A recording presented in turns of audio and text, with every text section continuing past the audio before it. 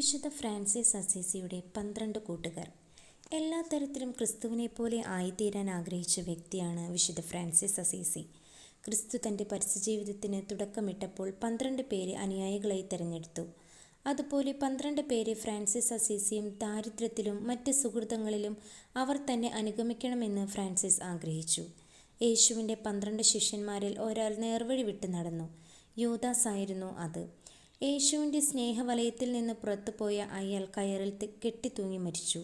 ഇതുപോലെ ഫ്രാൻസിസ് അസീസിയുടെ 12 ശിഷ്യന്മാരിൽ ഒരാൾ ഗുരുവുമായുള്ള ബന്ധം വിടർത്തി. കയറിൽ തൂങ്ങിയായിരുന്നു അയാളുടെ മരണവും.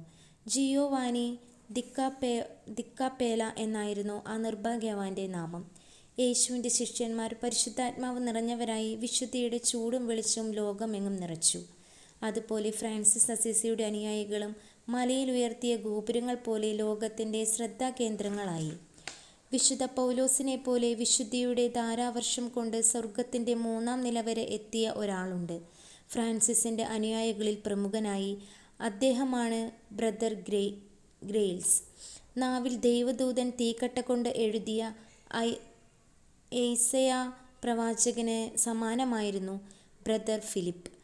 ദൈവത്തോട് ആത്മമിത്രത്തെപ്പോലെ സംഭാഷണം ചെയ്ത മോസസിന് പകരമായിരുന്നു സിൽവസ്റ്റർ സഹോദരൻ.